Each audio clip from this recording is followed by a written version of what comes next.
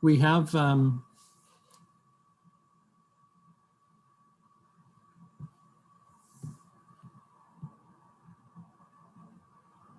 before we start tonight, I want to cover a few instructions about how to participate in the session. We have simultaneous interpretation into Spanish so that everyone can participate in their preferred language.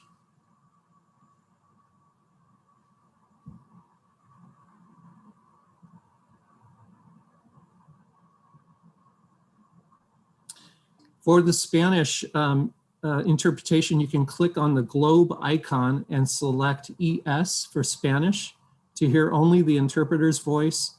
Also click on the blue bar that says mute original audio.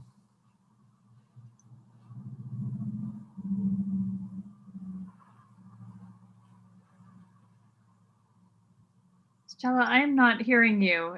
Are others hearing Stella do the interpretation? No. No. No. I don't believe you're muted.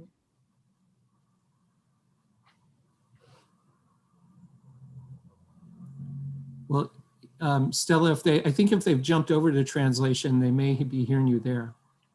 Okay, very good. So in addition to Stella, our interpreter, we also have Beatrice, who's providing bilingual meeting support for us today. Beatrice will be translating English questions into Spanish and Spanish into English. And we encourage you to share your questions using the Q&A feature in English or Spanish throughout the session.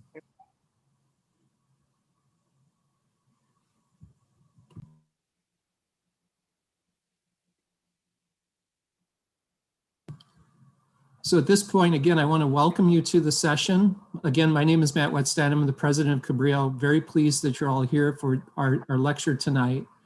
I'll post into the chat feature, again, a survey. If you'd like to do a survey in advance of the event, we have that opportunity. It'll take you just one moment as we do introductory items. But at this point in time, it's my pleasure to introduce Christina Cuevas, one of our board members here at Cabrillo College, who will do an introduction, and then we'll move on to our lecture tonight. Go ahead, Christina.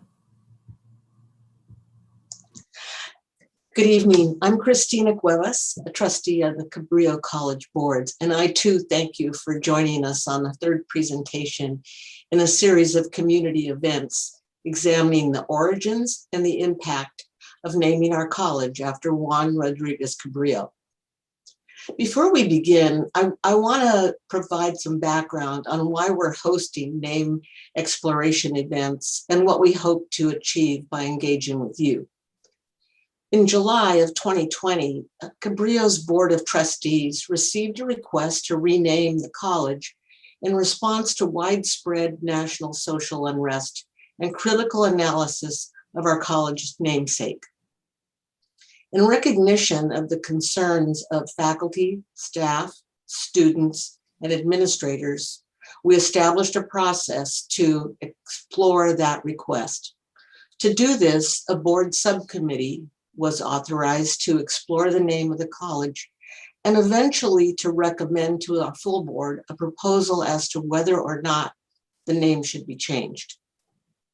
The subcommittee then assembled a task force to create a process for exploring the type of institutional change request.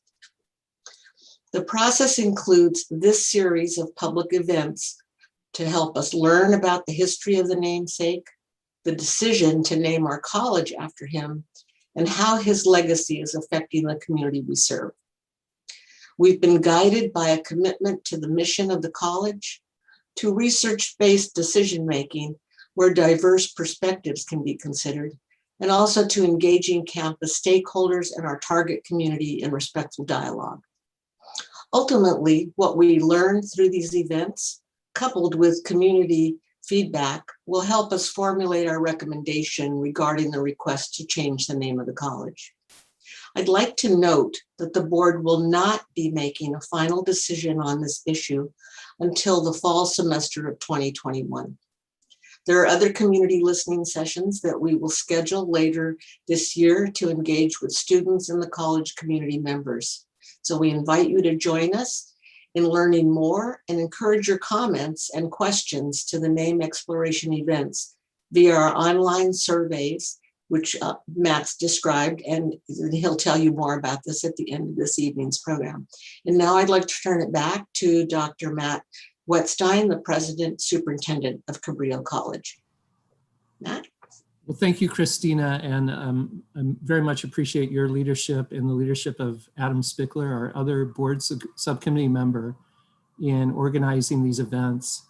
I do want to remind folks to take part in the survey if they have time. We've posted it in the chat window again for you. And those are, again, helpful for us to know how much people are learning about and understand about the name exploration process as we move forward. So before we launch into the lecture and introductions, I just want to remind folks of ground rules. First, one thing, all of our lectures are recorded and will be posted to our website and are available for YouTube viewing after. We do have the post survey, so do plan towards the end of the talk to participate in that survey as well. We'd like to ask you to remain muted during the lecture and use the Q&A feature if you do have a question that might pop in your mind. And we will, at the end of the lecture, address those questions as we go through, either by myself or Kristen Fabos, who is here tonight, our Director of Communications and Outreach, our Marketing and Community Relations, who will help with the Q&A session at the end of the lecture. As Sandy Lydon presents his information tonight, keep in mind we seek to bring important historical insights in this series of talks and presentations. You and I may find that we don't agree, or we may find that we do agree with what Sandy says and some of our other speakers. We may disagree, but all of us benefit from hearing different viewpoints and perspectives. So one of our goals here is to help expand everyone's thinking about the name of the college and how it came to be. So with that, it's my real pleasure, distinct pleasure, to introduce Sandy Lydon. Sandy retired from Cabrillo College as an emeritus history professor after a long and distinguished career of more than 40 years of teaching. After earning his bachelor's in history from UC Davis, he completed a master's degree in history at Sacramento State University, and then did postgraduate studies at the East-West Center at the University of Hawaii, which allowed him to travel for a year throughout East Asia, also allowing him to earn a certificate in East Asian Studies. In 1961, he started his teaching career at Elk Grove High School and served as baseball coach while teaching there. And in 1968, made the great decision to be hired as a history professor at Cabrillo College. At Cabrillo, he added curriculum in Asian American history, putting the college on the map as the third community college in the system in California to have courses offered in that discipline of Asian American history. Sandy's published research is focused on Asian American history and on the history of the Monterey Bay region. And he's authored 2 outstanding books related to this area. One titled Chinese Gold, The Chinese in the Monterey Bay Region, an award-winning book. And another titled The Japanese in the Monterey Bay Region, A Brief History. And because of this work, Sandy has been recognized and received awards from the Chinese American Citizens Alliance and the Japanese American Citizens League. Sandy's been a recipient of several research fellowships, including 2 National Endowment for the Humanities fellowships, and he was honored by the Santa Cruz Museum of Art and History with the Distinguished Historian Award, an award that's now been named in his honor. He's also famous for briefly serving as a host of Regional History Spotlight on a TV station, and did a brief stint as a weather forecaster in the 1980s. So not only as the history dude, we know him as the weather dude from past times. So Sandy is a proud member of the Hollister High School Hay Baler Hall of Fame. And so it's my distinct honor to welcome Sandy to our lecture series. And I'm going to bring up the slide deck. Thank you for being here, Sandy. You're absolutely welcome. Go Baylors. I have to say that. It's a condition of my accepting the Hall of Fame thing. And I do want to start out by noting that this series actually was instigated and started back in the summer of last year. And a lot of things have changed in the country. And in my field, most notably, are the waves of anti-Asian violence that have been spreading throughout the country. And I just want to say that though that's not the topic this evening, it's something that I've been working on all my life. And I'm frustrated that I'm not able yet to really get the word out. I got an email yesterday from a city official who will not be named locally, who wanted me to give him an hour or so that I could explain the history of Asians in the Monterey Bay Area in an hour, and it depressed me. So I want to make a plug, and this is not to move the book. Probably the best thing in print at the moment, I might humbly say, is the anti-Chinese sections of Chinese Gold. And if you are interested in beginning to understand the racism legacy of this region, there's no better place to start than here. The troubling thing is that we're having this conversation as they did back in the 1870s. It's never over. So with that happy note, I do want to say that part of what I have to do this evening is, and those of you out there who have taken classes from me, I'm sorry, but I've got to do a little context. Some of you already know this, but it's really, really important. The frame within which we're working here is the frame of Santa Cruz County, the second smallest county in the state, this tiny little wizened little county, which is so fractured and so riven with dispute and discussions and arguments, and it has been since it was founded in 1850. This is nothing new, that we're having conversations all the time, and we never seem to be able to agree on much of anything. Ironically, one of the few times in this county, in a referendum in 1879, the voters in this county voted in agreement, 5,480 votes against, 7 votes in favor. That's 5,000 against 7. And the subject was the continued immigration of Chinese into the United States. It's one of the few times that the county agreed on anything, and it's a sad thing that they agreed on. You could do that right now. You could say in the ballot, today is Tuesday, and you would get about a 50-50 split because they disagreed to disagree. All right, so let me show you, I have some high tech here that I want to share with you.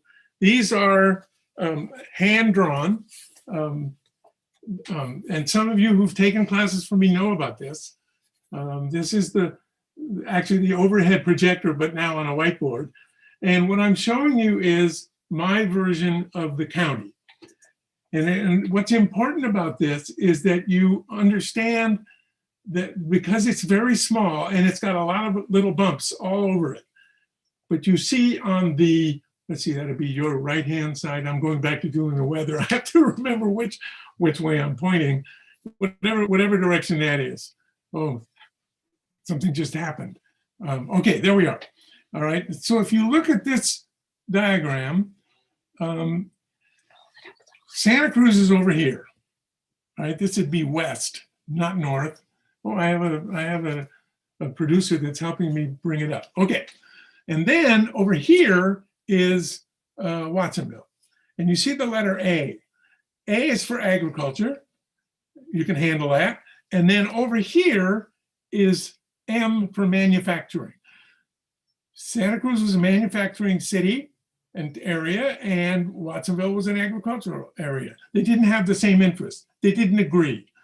And they generally came down through the decades disagreeing on pretty much everything. And since Watsonville didn't have the votes, they lost all the elections anyway. They disagreed about the railroad construction in 1876. They disagreed about using Chinese labor. Watsonville was pretty much in favor because they needed the Chinese. Santa Cruz didn't. So even in the flu epidemic of 1918, they disagreed. Santa Cruz thought that they should wear masks. Watsonville, because Santa Cruz thought they should wear masks, Watsonville decided they shouldn't. And then Santa Cruz began to make fun of them. And that's one of the traditions here, is that these two areas and all the little valleys, you got all these little micro cultures, micro communities all over the place.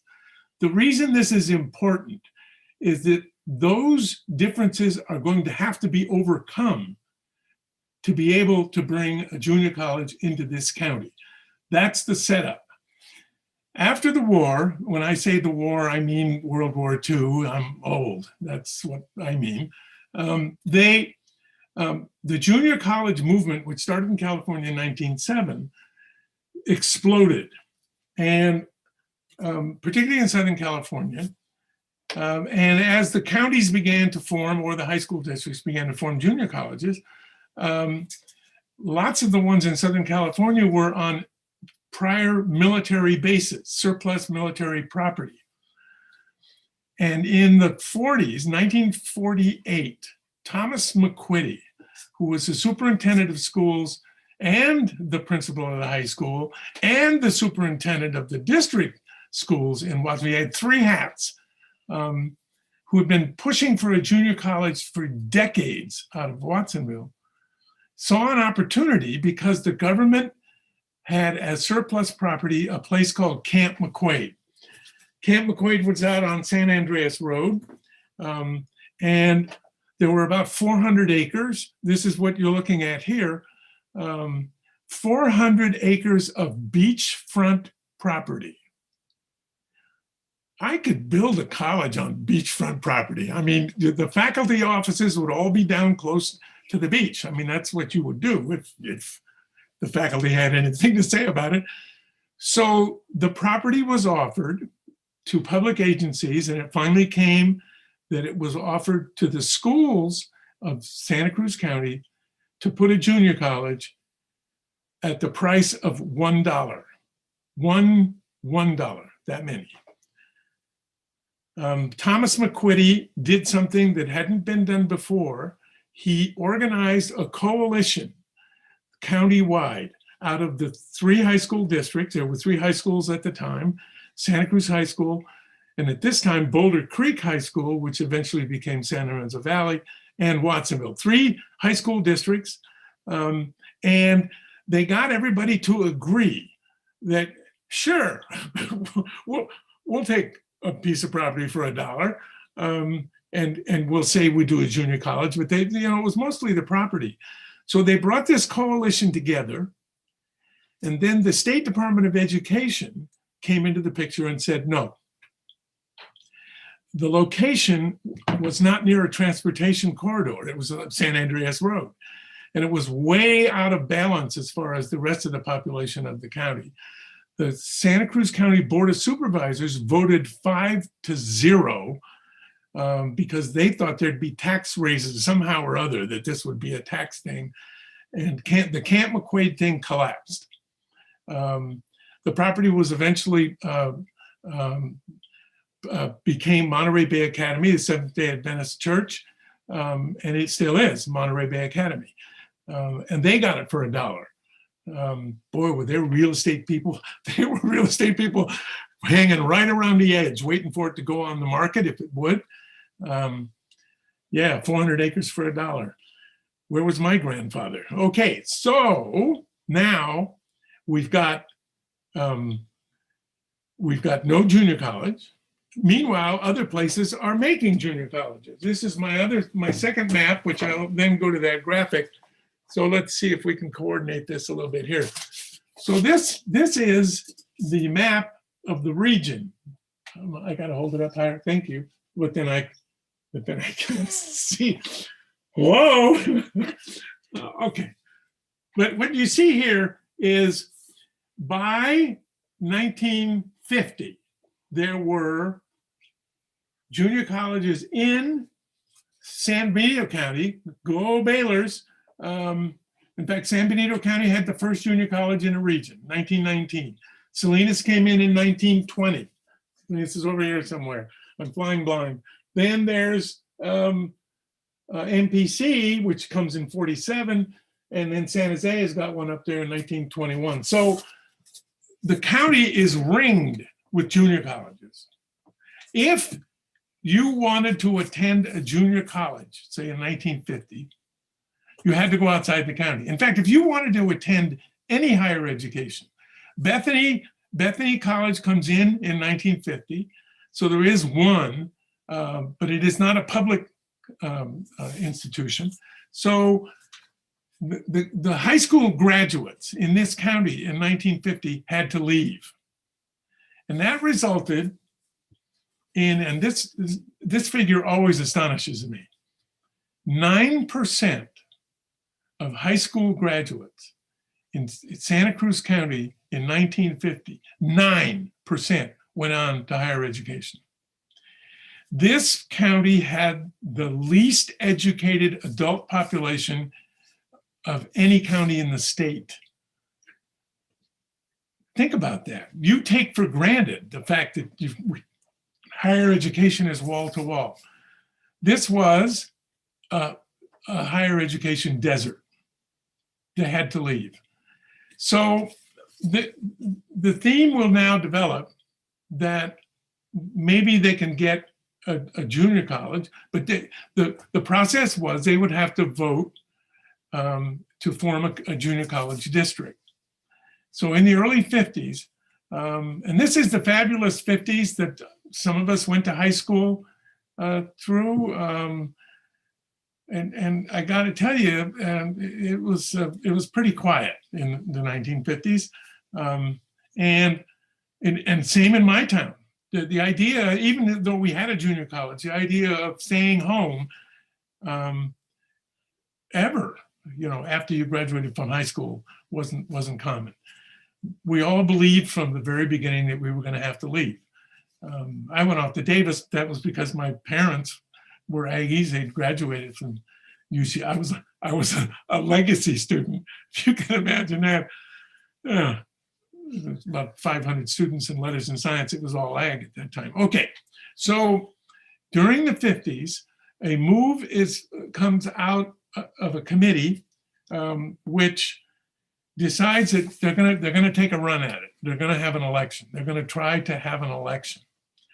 At the same time, all of the grammar schools and the high schools are having bond issues all over the place. This was not only a desert for higher education, it was a desert for all schools. In the spring of 1954, they decided to bring it to a vote.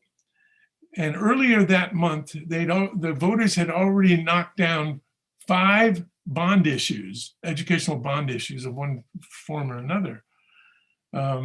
Education wasn't doing well here.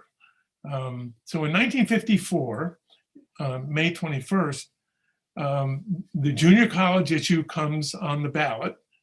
And as you can see by the headlines, the Register Poweronian makes it fairly clear that the junior college was killed. And of course, the Sentinel was a little more delicate. rather puts it as beaten. The Sentinel had opposed the proposal. The Poweronian had approved it, had approved it. But what's really important is the number. The number of the vote in this election was 30% in favor, 70% negative. Think about that, and keep that number close to you. 30% positive, 70% negative. All right. The first time around, it got killed. All right. Between 54 and the next election will be in 58.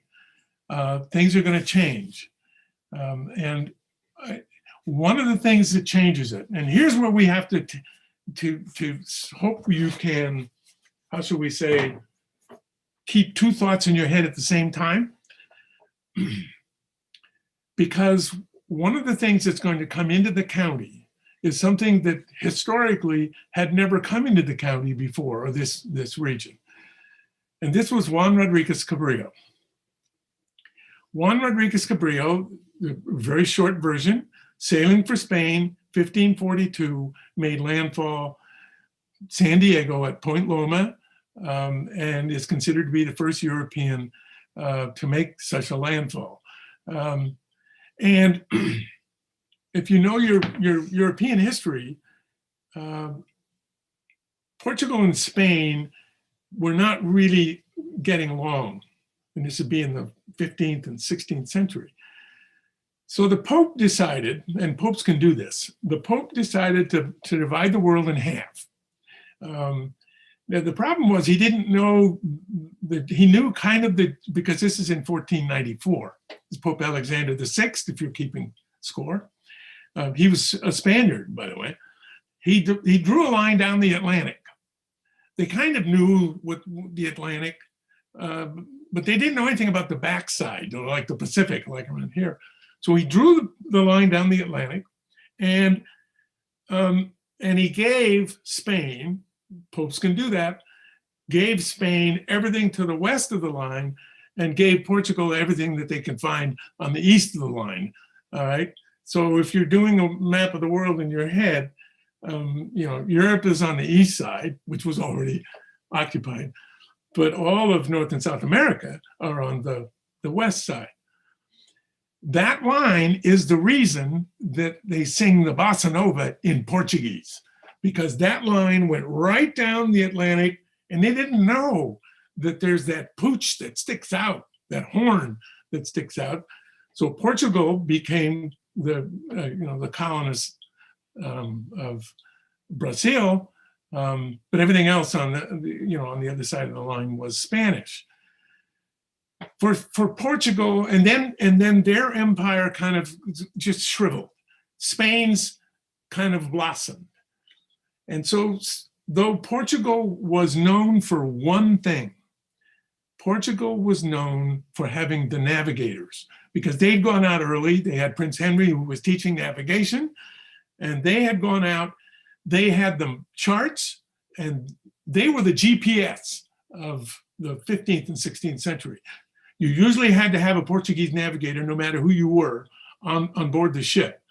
So as Portugal shrinks and their empire shrinks, and little tiny places like Macau and Goa and Malacca is all they have left, they have the navigators.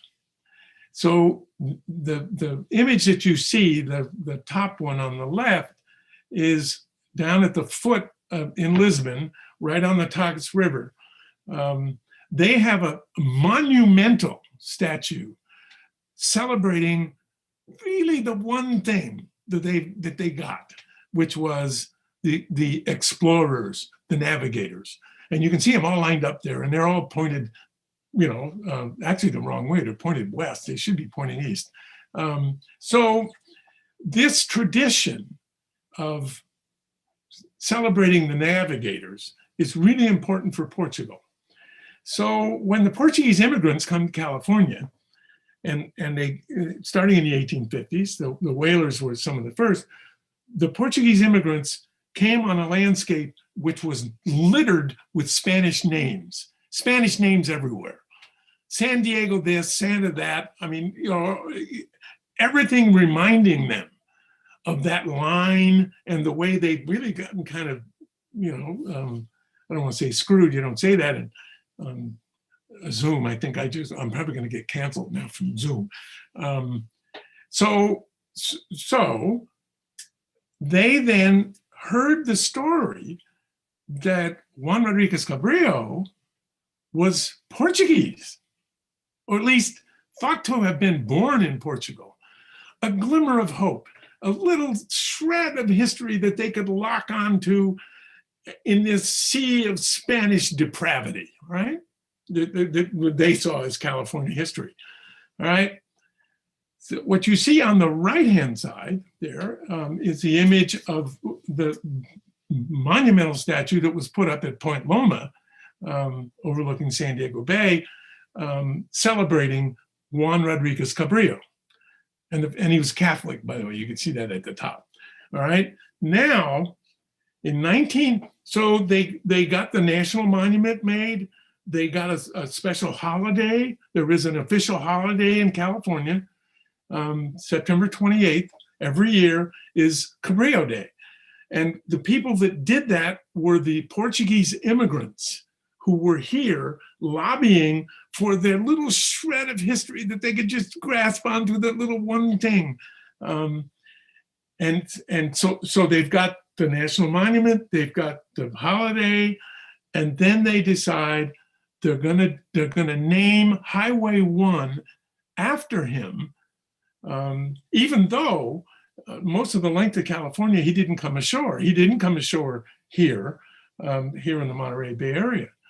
So in 1957, they get the state legislature to declare State Highway 1 the Cabrillo Highway. The legislature does what Cabrillo never could do and never did, was they brought him ashore. And they brought him ashore and they stuck him along the highway. This is a contemporary photograph taken by the resident producer photographer in this house. The wind was blowing so hard, almost blew her over. This is Highway 1 out on the North Coast. So 1957, they're having a conversation that includes somebody named Cabrillo. They had no clue up here at that time who he might have been, but they knew that they named the highway after him. And if the state legislature had vetted him and looked him over before they would stick up a sign, that maybe he's okay, who knows? But they had nothing to name in 1957. All right, so you've got flitting around in the air the name Cabrillo, right? 1958, they have the second election, and they had organized the election very well, and they almost totally flipped the percentage of the 1954 election. It was 66-34, 34 against 66 in favor. And it had been 70-30 the wrong way in 1954. In the campaign, they made two deals. They were not in the proposal, and the two deals were: the name of this junior college had to be neutral. It could not have any reference to anything that had to do with the Pajaro Valley, and it couldn't have anything to do with Santa Cruz or any of the other, little microcultures and histories in the county. It had to be neutral. And the second part of the deal was that the location of the permanent college had to be in the middle. Couldn't be in either Watsonville or Santa Cruz, and it had to be, as best you could put it, midway between. So neutral name, midway between. And that was in October of 1958. In the article, a newspaper reporter at that time, he became a columnist, named Wally Trabing, put at the bottom of the article of the victory thing that you see here, that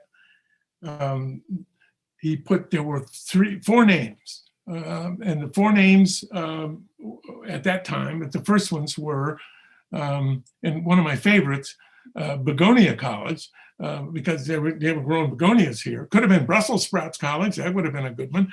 And then Cabrillo was one of the names he put in the article, Mid-County Junior College, and the Santa Cruz County Junior College. Wally then began to promote the name Cabrillo. I interviewed back in the 1980s every participant in this story. I interviewed Wally, he'd retired by then. I interviewed all the trustees except Art Hubbard. But the 6 out of the 7 original trustees I interviewed, all the original administrators, original students, I interviewed everybody. My question to them was, where'd the name come from? And they all said, Wally. Well, as I began to think about it in preparation for this, I was disappointed in myself for not asking all those people who are now deceased, well, how did he do that? I mean, you know, did he go around and lobby? What I've discovered is he planted the name Cabrillo in various articles in the newspaper and put quotes around it because it had no official name. But it was almost a foregone conclusion as far as he was concerned. And so the very first thing that happened, well, okay, so they elect a board. To follow the chronology here, October of '58, they got a district. They have board elections by January of '59. And by the mid-February of '59, they've got 7 trustees, all elected, ready to go. Many of them had worked on the campaign before. They all knew the deal about a neutral name. And somehow Wally had gotten in their ear because the very first thing they did, actually they had an unofficial meeting in February before they finally met for the first time in March 2nd, 1959. The first thing they did, the very first thing they did was select the name Cabrillo, and they didn't put junior college in it either. And that was part of something they were trying to do to make sure that people understood that this was going to be a college, all right? And this wasn't going to be just grades 13 and 14 out of the high school. This was going to be a college. So March 2nd, 1959, the name Cabrillo is adopted. The problem was nobody knew anything about Juan Rodriguez Cabrillo.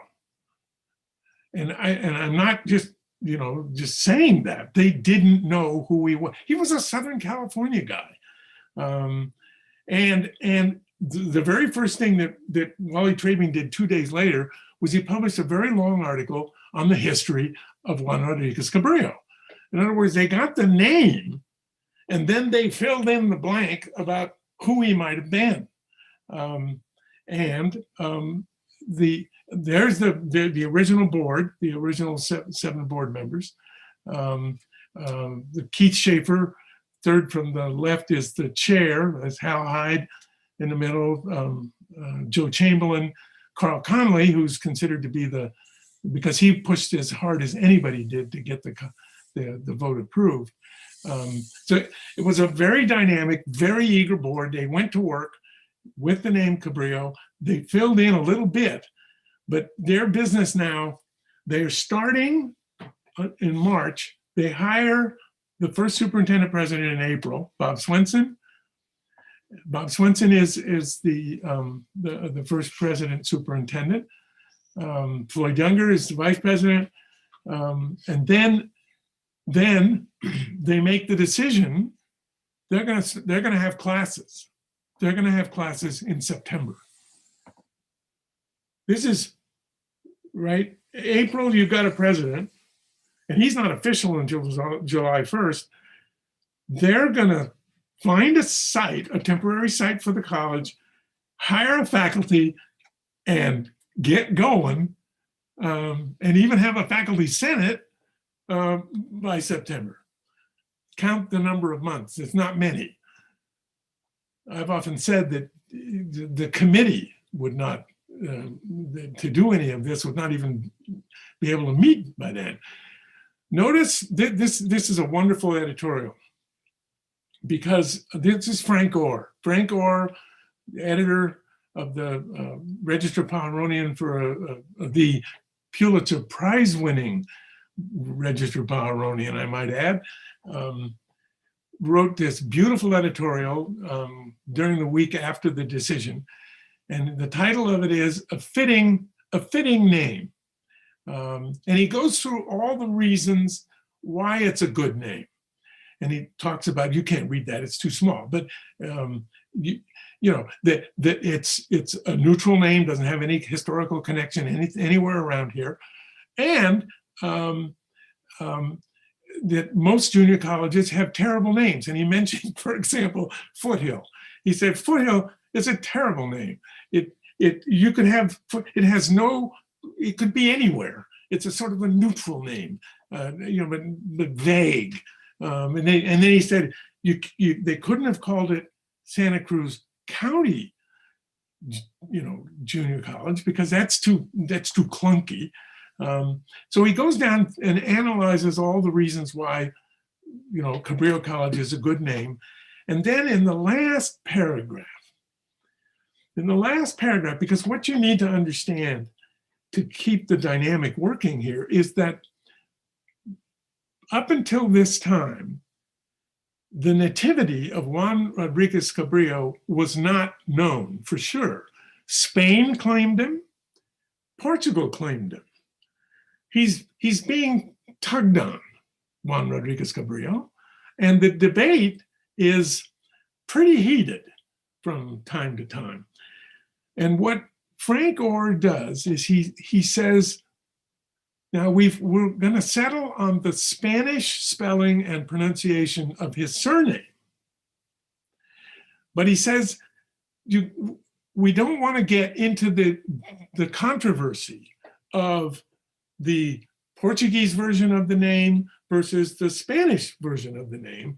We're going to take it pretty much Spanish all the way across. And we should avoid the controversy that existed at that time, which is, you know, 1959, between the Portuguese immigrants and the Spanish immigrants here in California. So it's a lovely. Frank wrote, oh my God, he was the best, and very sensitive to. So now they've got to find a place to have the college. One of the places that was not as supportive as the Santa Cruz end of the county in that election in 1958 was the Pajaro Valley, because the Watsonville residents had Hartnell, and many of them, over 200 of them, went to Hartnell pretty much each year. And that was one of the motivations for having the college in the first place, was that if you went to the college, and you had to if you went to a JC, the JC could then charge the county for your education. So they were already paying for a junior college, they just didn't have it. So Watsonville was really not the hotbed of vigorous support. So Bob Swenson and the administrators and Floyd began to look around, and they discovered that there was a vacant high school building at Watsonville High School. It was brilliant that they had that opportunity. Whether it was good luck, who knows? But they then refurbished a little bit. Apparently there were bats in the third floor up in the ceilings. The building wasn't quite stable. It was lovely, but it wasn't very stable, and it had been vacated because it was unsafe for students because of earthquakes, but you can put junior college students in it. So it was available. And in September of 1959, they opened the doors. And They had about 400 students. They were from all over Santa Cruz County. They only took freshmen that first year. And immediately, see, they're on a roll here.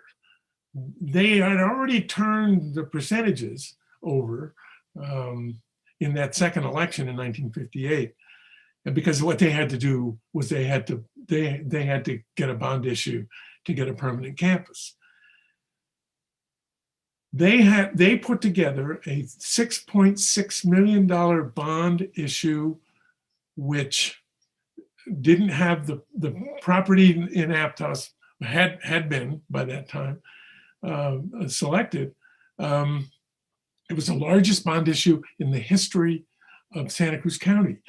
This, remember, in 1954, they were slapping bond issues down like flies, bam, bam, everywhere, even for elementary schools. They were smashing elementary schools. I mean, they were smashing everything. This bond issue, the 6.6, comes up in June of 1960. The percentage vote was astonishing. For a county that couldn't even agree on hardly anything ever. 20% negative, 80% positive. They had taken the percentages and flung them over up against the side of the gauge. That was their mandate. They had kept the deals. They had gotten all of the various nooks and crannies together, floated a bond issue, an enormous bond issue, selected a site, got it all done. Neutral name, part of the glue that held the district together was that neutral name that had flitted through the air off of Highway 1. And people even noted when the name was announced, they said, well, it seems to be very fitting that they use the name Cabrillo because the highway that's named Cabrillo connects the county. It unifies the county. It went from up north and then comes down through Santa Cruz and through Watsonville. I don't know what else is in there. I'm looking here. Oh yeah, who was? That was the thing that happened after the campaign that they had to do after adopting the name in 1959. So I think, okay. Now remember, Portuguese and Spanish are still fighting. There was an organization called the Cabrillo Civic Club, which is actually a Portuguese fraternal, kind of a service club for Portuguese immigrants. By the way, I use the word Portuguese advisedly because they're almost all from the Azores. And they would rather I didn't call them Portuguese because they want me to announce I am an adjunct member of the Azorean Brothers Motorcycle Club, just so you know. That's I have to divulge that. But so now they're still not sure where Cabrillo was born. Histories are being now churned. Historians are working. We work every day. We go through records. Topsy Smalley's in the audience. She knows where the records are. She's the only one who knows where they are, I think. So in the 1960s, with the thing not going, and with the tradition of monumental sculptures, the Cabrillo Civic Club of Santa Cruz County commissioned a bust of Juan Rodriguez Cabrillo and had it scheduled to arrive in time for the June 1966 graduation ceremonies at Cabrillo College, which was now in Aptos. So the sculptor was late. He didn't finish his commission on time. They were going to ship it on a boat. They actually had to put it on an airplane. flew it to San Francisco, raced it down to Aptos, and unveiled it and got it there in time for the graduation. So you see the bust. We don't really know what he looked like. See, and that's, so he's got sort of a heroic thing about him, if you can see there, which, all right. But the plaque that came with it is also instructive, because this will show you how serious they were. You'll notice a mention of the Portuguese consul in San Francisco. But you'll also notice that they're continuing to use the split spellings. They use the Portuguese João Rodrigues and then Cabrillo, the Spanish version, for his surname. This was put up at the college in 1966. It actually, for those of you who were around then and later, it was in the 900 building, which is the administration building. The switchboard was, as you came up the steps to the 900 building, was on the dead center, because the switchboard was key to the college at that time. But then to the right, there was a wall, and then the president's office and the vice president's offices were down a short hallway. They put him right there, right next to the switchboard, on the way to the president's office and the vice president's office.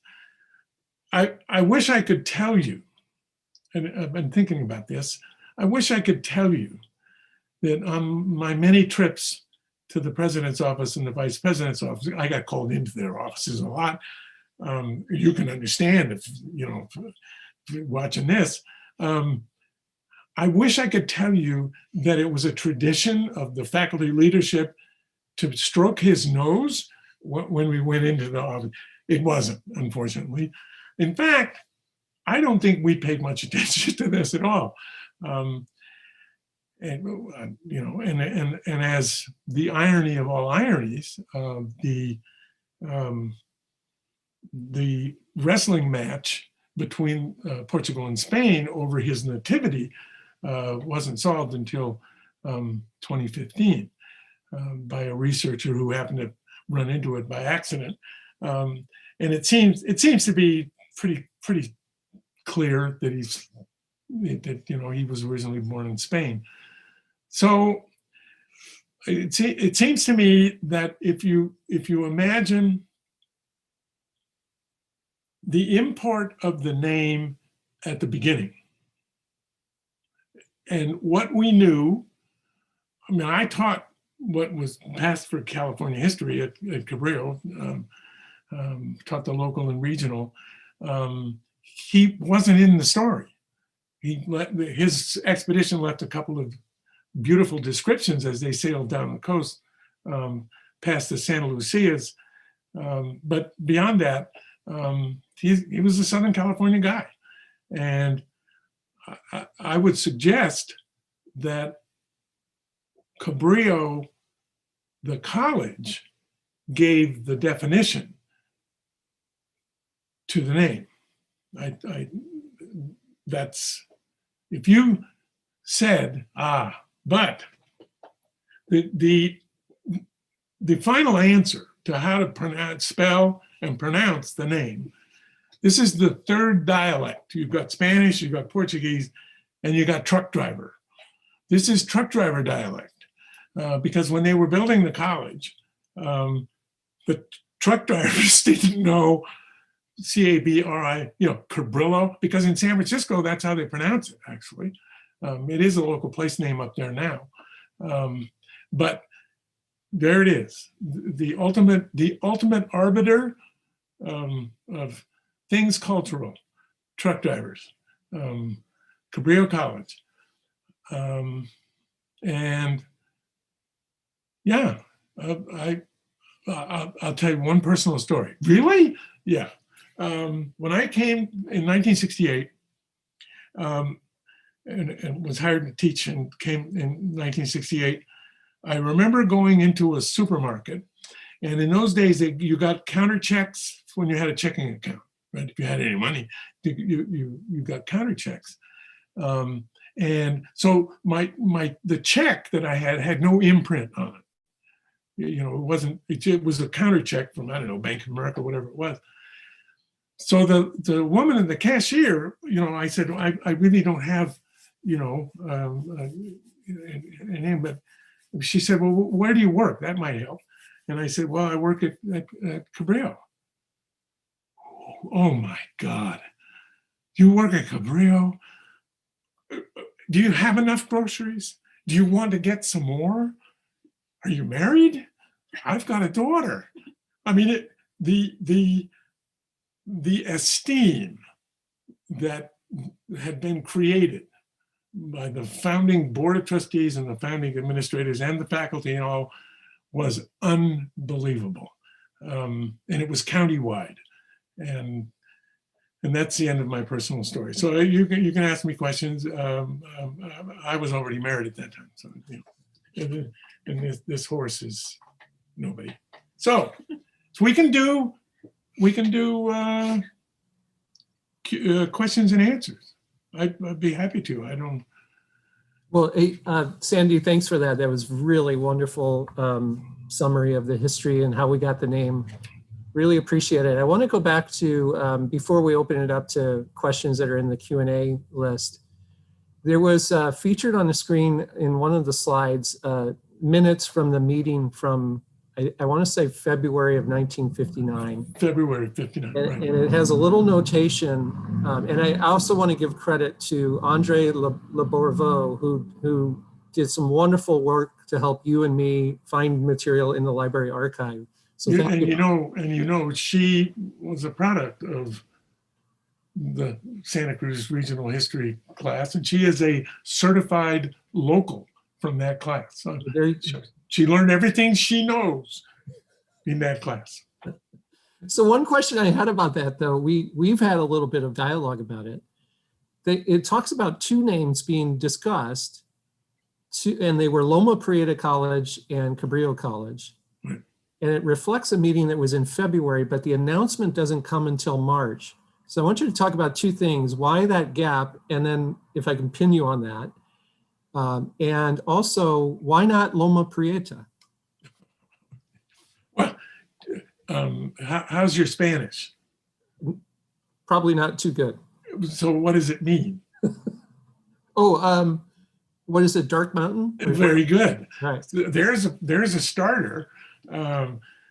We're Dark Mountain College? What would you have the athletic teams? What would they, I mean, how would you name them? And secondly, there's a little technical issue that Loma Prieta, the mountain, is outside the district. So it wasn't even here, right? But that wouldn't have mattered because neither was Cabrillo in the district, right? So, but yeah. And that was the fifth or sixth of the names that were floating at the time. I think the decision had been made. They met unofficially in February, and violating the Brown Act, by the way, because the Brown Act had already been passed. And then they met again, you know, on the 2nd of March. I have no idea what, you know, the passage of time was. They were, you know, trying to get that, because at that same meeting they had to decide the order of elections, who had the long terms, who had the short terms, because they all got elected at the same time, but they had to stagger the terms in the second election going around, and who the officers of the organization, you know, who was going to be chair, vice chair, and so on. And it's always been interesting to me that the first thing they did out of the chute was the name. And it was almost like there was a sigh of relief, like, there, you know, we did it. We got it done. We got that done. And they got the site done. Although when the site was announced, it's not equidistant. And Frank Orr actually got in his car the day they announced the site, watched his odometer, drove over to the site, and then drove back to Watsonville and wrote an editorial in which he said, I knew it. I knew it would be closer to Santa Cruz. I knew they would do that, but he was joking, because then he went on to say he was very supportive, and and of course the highway, the Cabrillo Highway, brushed along the southern border of the college original site, and then they expanded and bought the Cessna House and other things later. And, sorry, what's going on?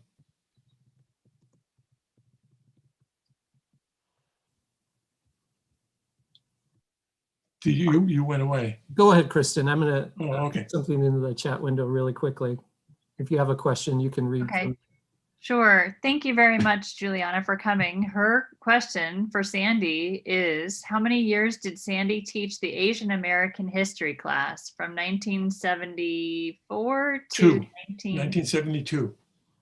Until when? Well, let's see. I think I stopped. Sherry Barkey started doing it before I completely retired in 2000. But it was a quarter century, give or take. Actually, the class, when I designed the class initially, it was Chinese, Japanese, and Filipinos. But then of course, it grew. The subject matter grew as we did more and more research. So it ended up being a 2-semester class, because we included then South Asia, Southeast and South Asia as well. So it was, Pasadena City was the second community college, and San Francisco City College was the first to have the Asian American study. I'm very proud of that, and I'm proud of the administration that we had, who let us do stuff like that. They only said, just don't mess it up, whatever, and remember who you represent. That was one of the things that they always said. Just remember, this is Cabrillo College. Don't get arrested for drunk driving, please. They can't say things like that now. Matt would get in trouble if he told a faculty member not to get arrested for drunk driving, but you could do that in the old days. So a question, Sandy, about the role of these Cabrillo civic groups or clubs, right. Or something like that. And Juliana's remembering that her parents got a folder from one of these clubs to hold their naturalization papers when they were sworn in back in the 1970s. So do you have any information on those clubs, civic clubs? The club started formally in 1934.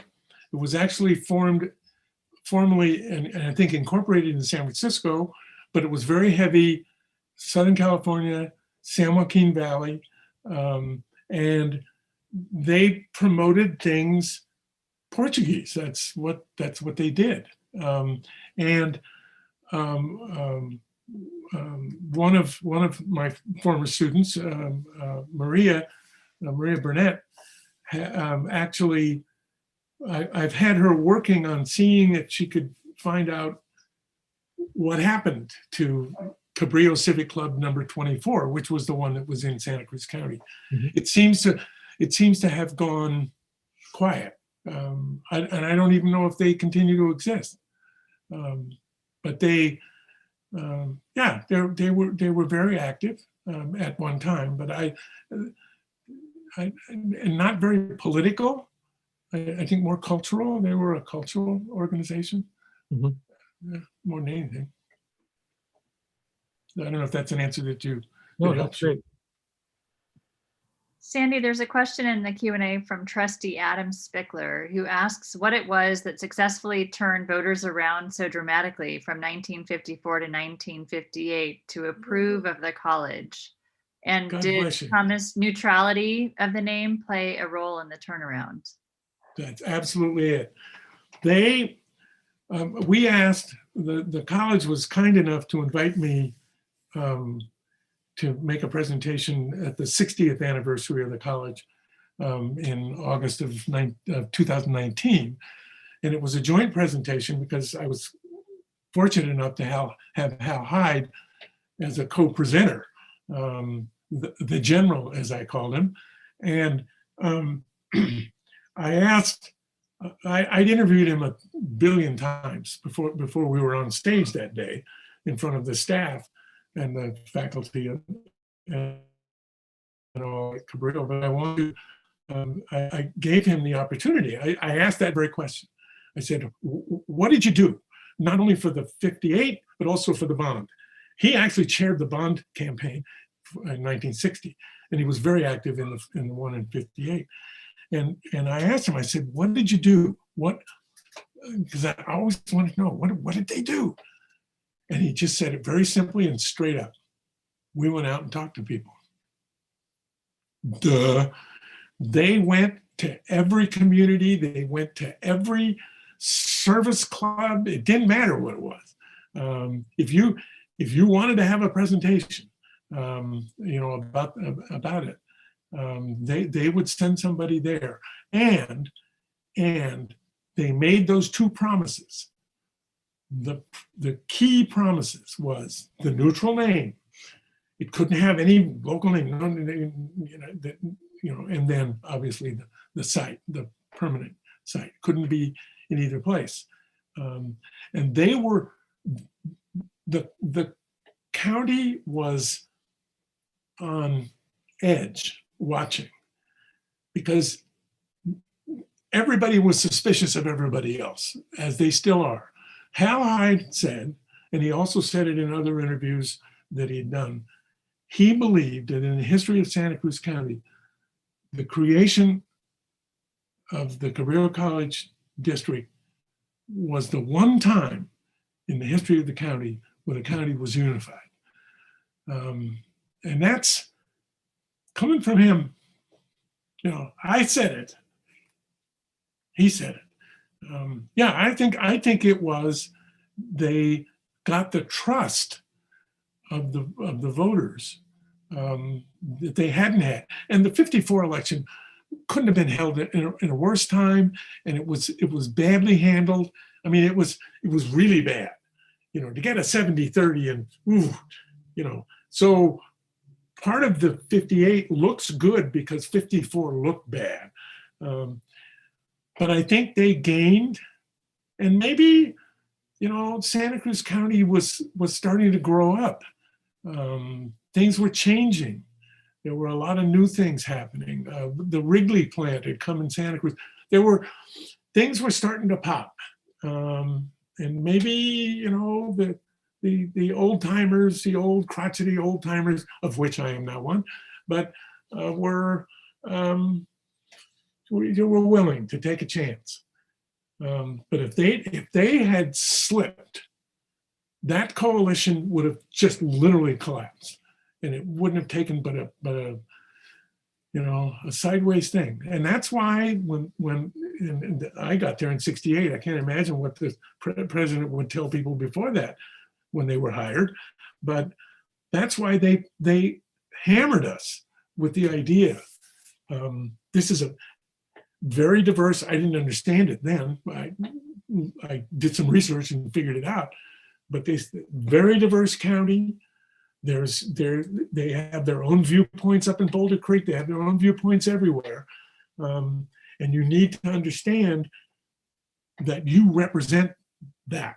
You represent the college. You represent, and then, you try to stay out of the drunk driving arrest, which, they don't do that anymore either. So. Christina, I'm seeing that you have your hand up. Did you want to interject from? Yeah, I'm sort of curious about the shift in the vote and the composition of the people who were involved in that, besides Hal, and in that first board of trustees. So were they representative of the whole county in terms of, demographic? They drew the districts, of which you're in now as a trustee representing. They drew them ahead of time. They drew them before the election in 1958. So they had, and that process boy, would I love to have been a fly on the wall as to how they drew the boundaries. Obviously, some of it was population. You divide the population by 7, right? And then, you draw some lines to make sure you try to get them equal. But where those lines were drawn, that maybe Topsy Smalley, who's here with us, maybe she knows in the archives where those minutes, for that particular part of it would be. But yes, they represented when they then ran for election after, between October of 58 and March of 59, in that span, they all ran for election, and they were all representing districts. And they, in an interesting way, they kind of did, just in their personalities. I've always thought Art Hubbard, for example, he's the man that was sitting second on the left of that photograph. Art was an administrator from the brand new Lockheed Martin facility up in Bonnie Doon. And he was a computer guy when people didn't even know what computers were. But he represented that district coming out of Lockheed Martin. Joe Chamberlain was a cattle rancher, just a straight up, how should I say, strong-spoken cattle rancher. Hal was probably the most representative county-wide as far as his own experience and his own, even though he came out of the Paro Valley. And the other thing I should mention, that the 54 election was also critical because Santa Cruz was trying to groom itself to attract a University of California campus. And Santa Cruz and the county had just slapped down everything educational in May of 1954. They had, and the answer to the earlier question, part of the driver for the support coming from Santa Cruz in the 58 election was they knew that if they didn't have a junior college in the county, they were not going to get a University of California campus. So it wasn't that they were in favor of education, they were in favor, and it's almost like they said, okay, you guys can have your junior college, but we're going to go after the bigger fish. And that campaign is running side by side with the original foundation. The original administrators for the University of California had their offices on the Aptos campus at Cabrillo, starting in 1962. So Dean McHenry, Don Clark, and all those guys had their offices up in the 700 building in the brand new. I always like to tell my University of California friends that you wouldn't be here if it hadn't been for Cabrillo College. Thank you very much. And it's true. They could not have gotten to campus had there not been a junior college in the county. The regents wouldn't have put them here. So long way to go. Sorry, but that's, It's good. This may push you a little bit, Sandy, and you probably don't have to answer it given your perspective. But politically, there's a question from Danny Derrick that it says, it's an interesting story about how the college got its name. But the question is, does it justify having a higher ed institution named after a man who had some horrific acts that were committed against humans in the past? So, it gets to that tension of maybe there were good intentions at the naming when it took place in 1959, but now on reflection, we know more about Cabrillo. How do you respond to that as a historian? Well, I think that last sentence is really probably the most important thing. They didn't know who he was in 1959. In fact, historians didn't know who he was, really, and it wasn't until Harry Kelsey's book in the 80s and some of the later stuff that was done. So we've learned more about him, absolutely. And I think that it's a healthy thing. I think of him, he's up on the sign, right? And it's a lovely script, by the way. I really like that script. Don't take me there about the graphics. But I think it's perfectly appropriate to ask him to come down and audition, re-audition, and if he doesn't pass the audition, all right. I think it's a healthy thing. We did it with George over in the plaza. George is a little bit, kind of a bigger deal. So there you're referring to George Washington and yeah, the George Washington statue that was one of my former students commissioned before he died. Croatian guy, really wonderful man, Lloyd Alaga. So here's the deal. Perception, things change. I've taken a lot of groups to Tiananmen Square. When you stand in the middle of Tiananmen Square, and I've been teaching Chinese history since I was a child, it seems like, and China has changed dramatically, all right? But the guy who set them loose, the guy who let them, as he put it, stand up, was Mao Zedong, okay? Chairman Mao, they have an image of him, and they put it almost immediately afterwards, after 1949, when he stood on the gate and announced China was there. He's on Tiananmen, he's on the gate, all right? Since 1949, he didn't do so good a lot. The Cultural Revolution and the Great Famine, and he made a lot of terrible mistakes. And the Chinese people know that. They know about his mistakes. I have stood in Tiananmen Square and talked to Chinese people, and I say, why is he still there? And they use a percentage thing that they do. And they say, well, he's about 2080. He's about 2080. He's 20% good, 80% not so good. But we know that. And we think that 20%, particularly the fact that he set them loose, he set them free from colonialism. Interesting irony there. And that, I think it takes a certain level of historical awareness to be able to do that.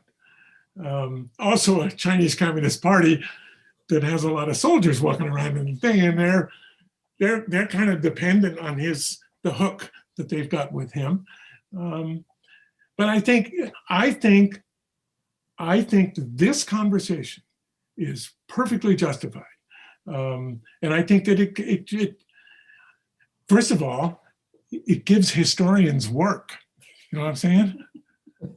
It gives us, people actually ask us to come to things and talk, right?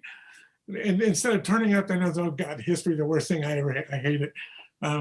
And so I know, and I'm serious though. I think it's a healthy exercise, but I think that the exercise has to be undertaken with as much accuracy as can be brought forth about. Okay. There's no question that you can take a Spanish surname anywhere in its where we want to start, Santa Cruz, where do you and unravel it, but maybe this kicks loose other conversations about other names, which is not a bad thing. I just think a judicious, calm conversation about the history of the place, the history of him, and the thing that makes it hard is that there's so much we don't know about him, right? In other words, the records aren't good. A lot of the stuff was lost. So I wish we knew more. But I think that the committee that you guys have set up and the process that you have set up is a good one. It's a healthy one. I have to admit that personally, for me, but it shouldn't matter, but I have an affection. Of course, 50 years of my life I've spent dealing with the institution, and I kiss the ground, and that is no exaggeration. I came out of the high schools, right? In the 60s. Oh my Lord. The only thing I missed, I had 5 classes a day, 2 departments, 5 preps that I was teaching at Elk Grove, but I had the ball team. I had the baseball team. That I had to give up. Swenson called me in the first day I was on campus and he said, "We just hired a baseball coach. Sorry. You're not going to be doing it." So, sorry to go on so long, but I think that's a great response, and probably a good note to end on, Sandy. I just want to thank you so much for your generosity tonight, for everything you've done for Cabrillo College, all the years teaching. And, I was going to say it earlier in the introduction, but we're also honored to have you here to share wisdom with us. So thank you so much. Let me remind folks, there is a post survey that I've put in the chat box a couple of times, hoping you can complete that before you leave tonight's webinar. And I also want to remind you, all of these are recorded. They're going to be out on our website, where the Name Exploration Subcommittee website is posted. Our next event, scheduled for next Thursday, April 22nd, 6 o'clock, will feature a presentation by students in some of their viewpoints from communication studies courses. And so we're also working to try to feature in that particular panel some discussions from faculty members and what they're hearing from students at Cabrillo about the name exploration process and the name of the college. So April 22nd, 6 o'clock, again, Thursday night next week. Interesting to bring the student viewpoint in. And then on the 29th, we'll have some of the artistic and essay and music selections that have been entered into our awards competition by students as well.